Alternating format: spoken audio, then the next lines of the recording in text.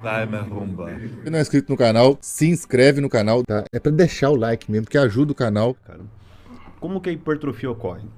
Tinham assim as três principais teorias, as três principais vias, que era tensão mecânica, estresse metabólico e dano muscular. Antigamente o pessoal pensava que era só o dano muscular, que você ia lá, rompia a fibra, daí vinha a proteína, entrava ali e o músculo ficava maior, mais forte. Só que vamos começar desmistificando o dano muscular antes de tudo, cara. Do dano. Aí tinha regeneração Aí vem o celular. reboco da Tipo proteína. assim, pô, foi lá, fez o dano, entrou proteína, músculo maior, cara. Era isso que o pessoal via. Beleza? Então, é uma teoria, assim, simples para você visualizar a hipertrofia, mas não é assim que ocorre, cara. O dano muscular é um processo diferente. O dano muscular, ele é reparado. Reparação é uma coisa, aumento de volume, hipertrofia é outra. Então, tem um estudo bem interessante que saiu esse tempo atrás. O cara fez alguns estudos em cima do dano muscular, que era o seguinte. Eles iam avaliando o dano muscular, a síntese proteica e a hipertrofia. Então, durante 3 semanas ali, cara, o dano muscular ficou alto, ele foi abaixando aos pouquinhos. A síntese proteica ficou lá em cima, foi acompanhando também, ela não baixou. E a hipertrofia, ela foi subindo conforme o dano era atenuado, cara. Então, você só foi ter hipertrofia real quando não tinha mais tanto dano rolando. Porque o que acontece, cara? Você tem um dano muscular, teu corpo ele vai enviar proteínas para reparar esse dano. Ele não vai dispor tantas proteínas ali para entrar no músculo e fazer ele aumentar de tamanho. Porque, como eu falei, são processos distintos. Ganho de massa muscular e reparação, eles ocorrem por sinalizações diferentes. Então, eles separaram isso nesse estudo. Então, então dano muscular não é um fator que ocasiona a hipertrofia diretamente.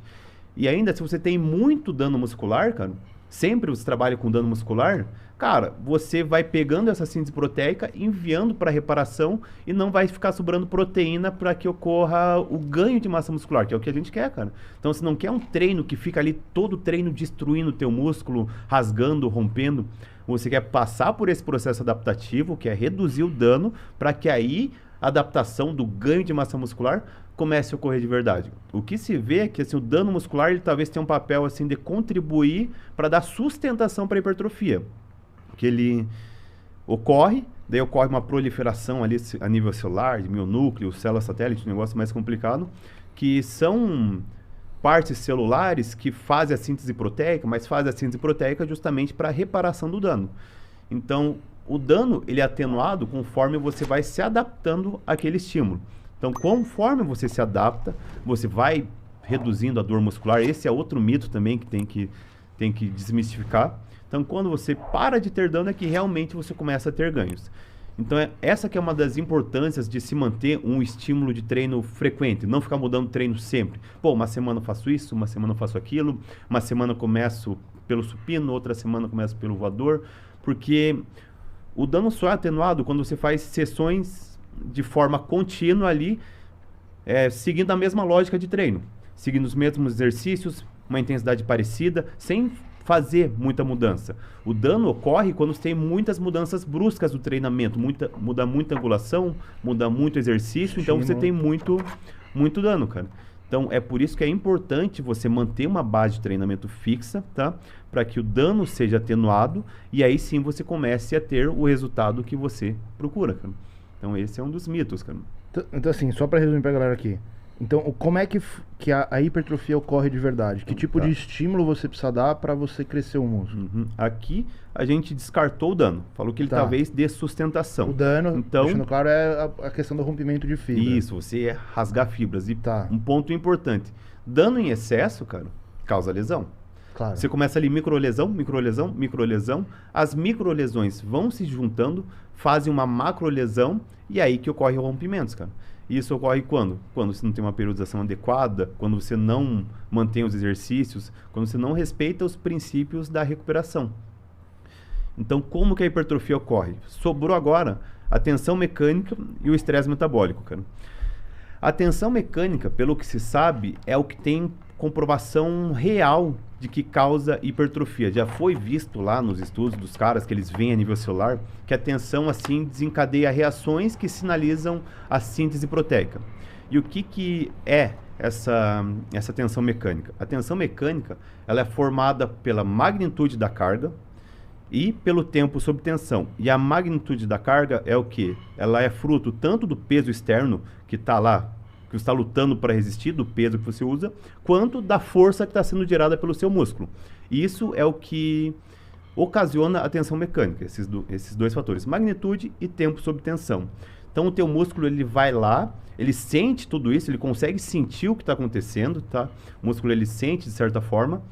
Então ele traduz toda essa física aí de força, de resistência, traduz isso em sinais bioquímicos que geram a síntese proteica e geram a hipertrofia. E esse é o processo chamado como mecanotransdução.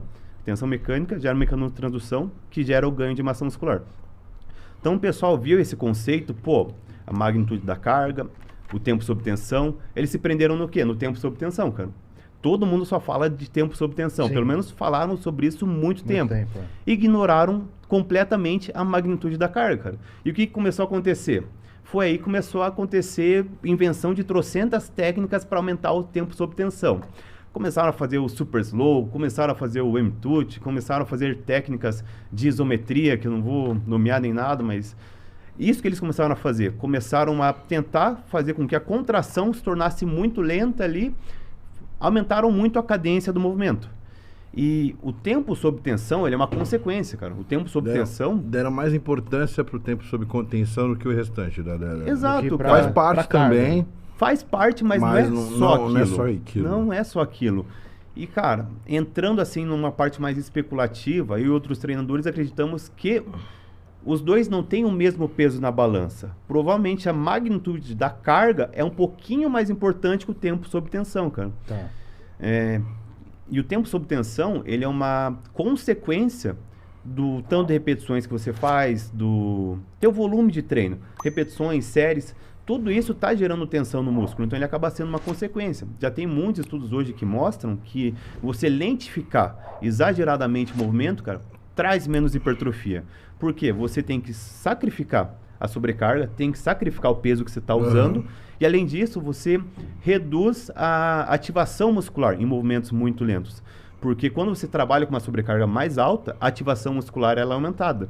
Não adianta você falar, vou focar no músculo para contrair um pouquinho mais. Não, você tem que ter a sobrecarga fazendo essa pressão para que você gere força e tenha ativação muscular. Então, o tempo sob tensão ele foi superestimado, foi deturpado esse conceito, deixaram de lado a magnitude da carga. E eu e outros treinadores acreditamos que talvez a magnitude seja um pouquinho mais importante, porque, cara, pensa o seguinte, você vai lá, faz uma série de 50 repetições. Tá. Tua carga vai ser horrível, mas o tempo sob tensão vai ser gigantesco. Então, pega daí no outro extremo. Faz uma série lá de 1 a 2 repetições máximas apenas, cara, com uma carga gigantesca. O que vai dar mais resultado, cara?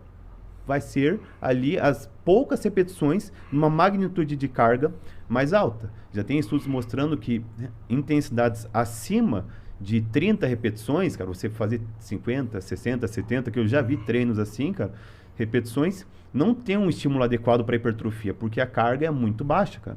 Então, você pode trabalhar ali até 30 repetições no máximo. E o ideal ali, pensando assim num equilíbrio das coisas, é justamente isso, você ter equilíbrio. Você ter uma magnitude de carga boa, mas você ter também um tempo sob tensão adequado. Você tem que saber equilibrar as coisas para poder jogar de uma forma que você tenha um melhor estímulo para hipertrofia.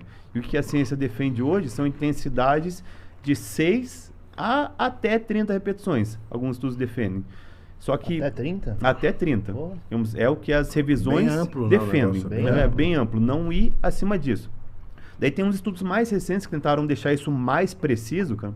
Eles estreitaram um pouquinho esse laço.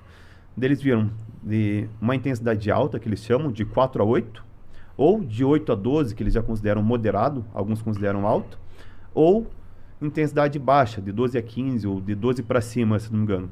E eles viram que, cara, o resultado não é tão diferente para hipertrofia, mas você tem uma tendência melhor de resultado aonde? No 8 a 12, cara. Porque você tem o melhor equilíbrio ali entre o peso e o tempo sob tensão, cara. Puxando um pouquinho mais pro peso, não indo para aquele extremo de 20, 30 repetições, cara. Então é isso ali onde a ciência defende.